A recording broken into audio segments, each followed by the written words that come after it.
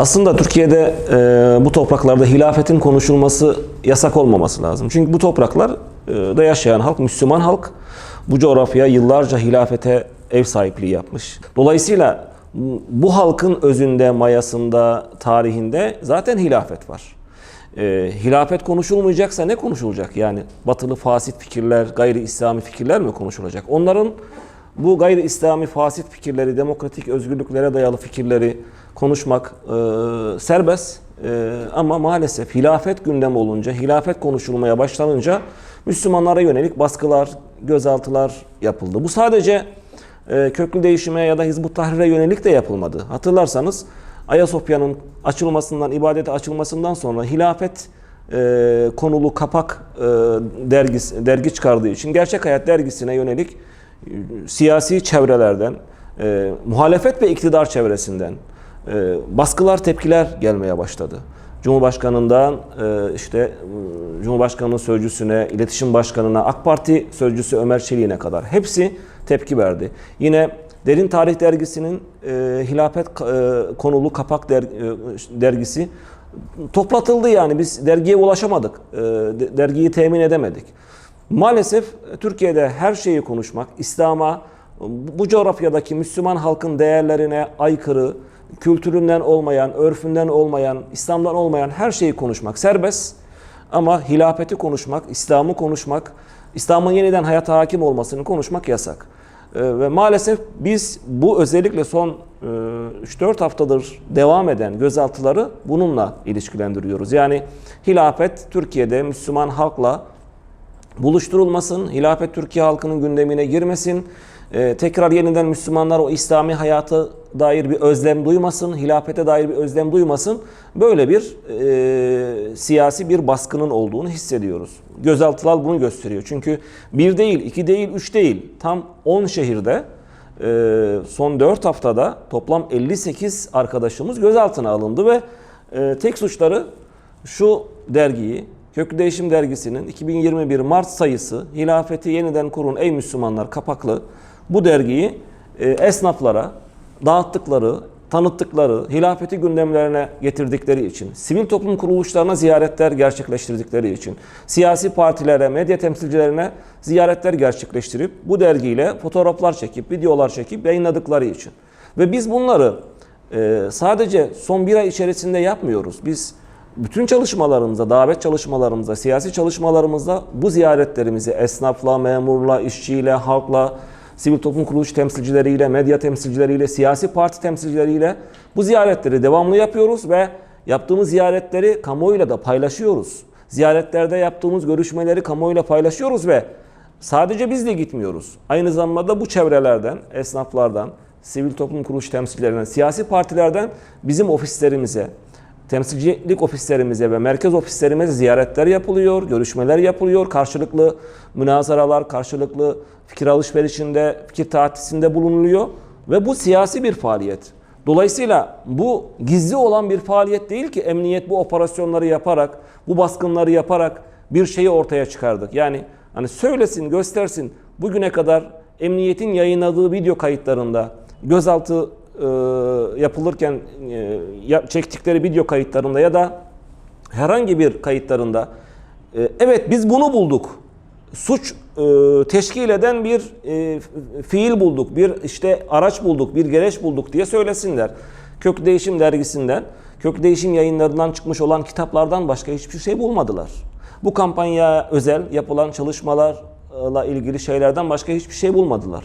Dolayısıyla bu maalesef Müslümanlar üzerinde devam eden 28 Şubat sürecinin bir tekrarı. Biz bu davaya gönül verdik, bu davaya baş koyduk ve biz geri adım atmayacağız Müslümanlar olarak. Çünkü biz Müslümanız ve İslam'ın hayata hakim olmasını istiyoruz. La ilahe illallah Muhammedur Resulullah diyen herkes de zaten Allah'ın hükmünün, dininin hayata hakim olmasını istiyor. Allahu Ekber diyen herkes Allah büyüktür, Allah'ın hükmü büyüktür, Allah'ın hükmü beşeri nizamlardan, beşeri otoritelerden ötedir, büyüktür. Dolayısıyla biz diyoruz ki laiklik, demokrasi, liberalizm, batılı düşünce, batılı fikirler, Müslümanlar bunlardan kurtulsun, bunlardan uzaklaşsın, özüne dönsünler, hilafete dönsünler, hilafeti istesinler. Bunun çalışmasını yapıyoruz. Buradan gelecek sıkıntı ve zorluklara da sabrederiz, sebat ederiz, dik dururuz, direniriz ve İslami camianın, İslami kamuoyunun, Müslümanların da arkamızda durmasını, bu davaya destek vermesini, bu davaya gönül vermiş olan Müslümanlara destek vermesini, bir dayanışma içerisinde olmasını da arzularız. Elhamdülillah da bu dayanışmayı görüyoruz. Gerçekten bu manada gözaltılara yönelik çok ciddi tepkiler oldu. İslami kamuoyundan, sivil toplum kuruluş temsilcilerinden, birçok medya ajanslardan bu manada haberler yapıldı, tepkiler oldu. Türkiye Cumhuriyeti Anayasası bir takım özgürlükler vermiş bireylere. Demiş ki siz istediğiniz dini, istediğiniz dini görüşü, istediğiniz dini yönelimi seçmekte serbestsiniz. Ben bunu güvence altına alıyorum. Terörle Mücadele Kanunu da demiş ki ülkemizin içerisinde şu eylemleri yapan ve bu eylemleri yaparken de altını çiziyorum, cebir ve şiddet yollarına başvurarak bu eylemleri yapanlar teröristtir. Şimdi gözaltına alınan hilafet konulu faaliyet diyeyim ben, dergi, video önemli değil, birçok şey soruluyor çünkü emniyette. Hilafet konulu bu faaliyeti yapan kişilerin gerçekleştirdiği eylemler video çekimi, Hilafet Konulu Köklü Değişim dergisinin dağıtılması, STK'ların ziyaret edilmesi, onlarla fotoğraflar çekilmesi ve kendi aralarında zaman zaman yaptıkları toplantılar. Hani bunu nasıl dağıtalım, kimlere dağıtalım gibi. Bütün bu yapılan faaliyetler anayasa tarafından, başta anayasa tarafından, akabinde birçok kanun tarafından, her birinin farklı mevzuatı var çünkü. Bunların hepsine bakıyoruz. Yapılan faaliyetlerin tamamı yasal faaliyetler. Peki operasyon neden yapılıyor o zaman diyeceksiniz. Operasyon bir niyet okuma üzerinden yapılıyor ve Hizbut Tahrir'in 2003 yılından kalan Türkiye terör örgütleri listesine yerleşmesinden kalan bir problemden dolayı Hizbut Tahrir adı altında bu operasyonlar yapılıyor. Listeye alınmış ama bütün yasal gelişmelere rağmen bu listeden çıkarılmayan bir örgütten bahsediyoruz. 2018 yılında birisi Anayasa Mahkemesi Genel Kurulu, 6 tanesi normal Anayasa Mahkemesi dairesi olmak üzere Hizbut Tahrir'in terör örgütü sayılmasının mümkün olmayacağına dair karar çıktı.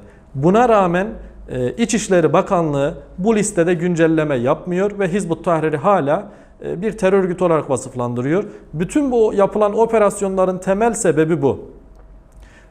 Hilafet istemek Türkiye'deki ceza kanunlarını demiyorum. Hiçbir kanuna göre suç değil. Böyle bir suç yok. Fikir hürriyetinin ötesine geçmediği için. Evet, bir kişi ben hilafet istiyorum deyip eline de bir silah alsa, bununla gidip hilafet istediği makamı zorba bir şekilde ele geçirmeye çalışsa tamam, kanunlara göre suç.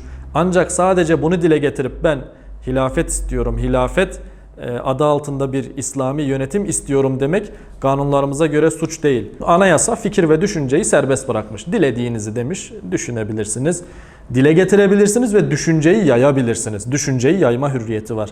Bizim bugün dergi, kitap dediğimiz materyaller de kaynağını anayasadan alan bu özgürlük çerçevesinde devlet bunun tüzüğünü, yönetmeliğini belirlemiş. Çıkarılan şeyler, içerisinde her türlü fikrin barındırıldığı şeyler. Her derginin bir genel yayın yönetmeni, her derginin bir temsilcisi var.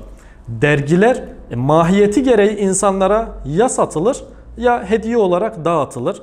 Bunu dağıtmak bir faaliyettir. Ama kanunlarda bunu suç sayamazsınız. Neden? Böyle bir suç yok. Yani anayasamızda, ceza kanununda var. Suçlar kanuni olmak zorundadır. Bir kişiyi bir suçla itham edecekseniz onun kanunda bir karşılığının olması gerekmektedir. Dergi dağıtmak diye bir suç yok. Hadi dergiyi dağıttınız, onun dağıttığınıza dair resmini alıp paylaşıyorsunuz. Bu da bir hürriyet. Hatta bireylerin bunu paylaştığı resimleri emniyetin alıp onları suçlaması özel hayatın bile gizliliğini ihlal edici bir nitelikte yani. Buna değinmek gerekiyor. Dolayısıyla derginin basılması, o derginin içerisindeki yazıların içeriği ne olursa olsun suç teşkil etmez. O dergiyi dağıtan kişilerin herhangi bir şekilde suçlanması mümkün değildir. Çünkü siz kanunlarınızla demişsiniz ki kardeşim eline silah alma, bomba alma ama dergi çıkar, kitap çıkar, faaliyetlerde bulun. Bak kanununu da göstermişim. Bireyler de buna göre hareket etmişler. Siz izin verdiğiniz bir faaliyetten dolayı insanları suçlarsanız bir deyim vardır. Ayarını bozduğun kantar günü gelince seni de tartar. Sen bugün dergi dağıtanı hapsedersen, dergi dağıtana sen suç işliyorsun dersen bu kantar yarın seni hangi suçla suçlar? Artık onu da bilemiyorum.